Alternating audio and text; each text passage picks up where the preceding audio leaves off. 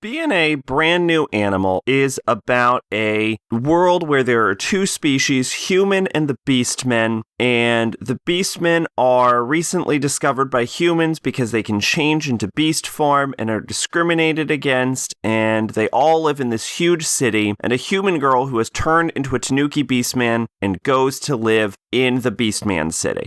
Now, there is a little bit of a trend about using anthropomorphic animals as an allegory for minorities to tell stories about racism. And I hope to God that's not what BNA is doing. For one, it doesn't really address themes of racism too hard. Racism is just an aspect of it, but also because the racists in the show are all correct.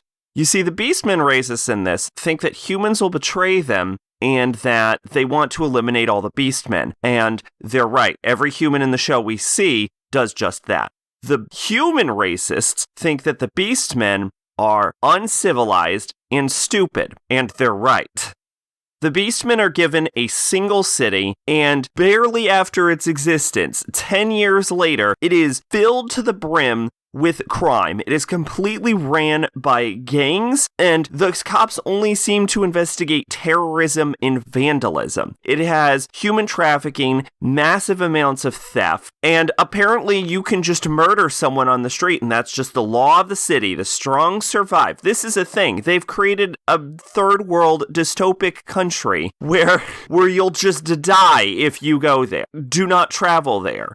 And not only did the first in the entire history of this species living alongside humans not create their first doctor until shortly after World War II, but some of the animals in the slums will just create like lifetime 500% interest loans to buy water purifiers that clearly don't work and are otherwise just drink sewage.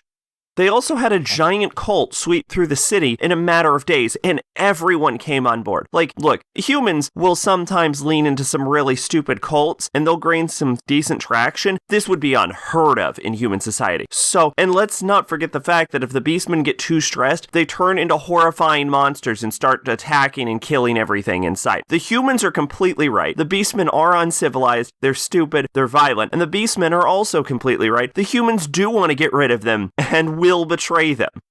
Now, the show does do some things right, and I will give credit where it's due before I start shitting on it again. Number one, it's animated by Studio Trigger, who knocked it out of the park as always. Absolutely gorgeous to look at, great use of color, very pretty experience. Another thing is, all of the episodes in the 12-episode show manage to come together, all of the characters are important, and all of the plot lines link back around, even the ones that you actually don't think will. So that is good. So it is decently well written enough. However, other problems with the show include the characters, whom the only character who is not a complete piece of shit is the main character, whose naivete towards the ends of like episode 8 and 9 began to drive me so far up the wall and frustrate me so much that I even stopped liking her. And every other character in the show is a terrible person, just straight up. They're either criminals, they're con artists, they're murderers, they're gangsters.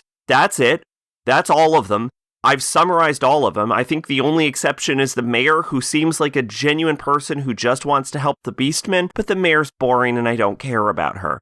Then there's the actual plot lines of the show, which are just super generic that you've seen everywhere before. We've got evil cult infiltrating the area. We've got corrupt medical hospital organization. We've got political corruption.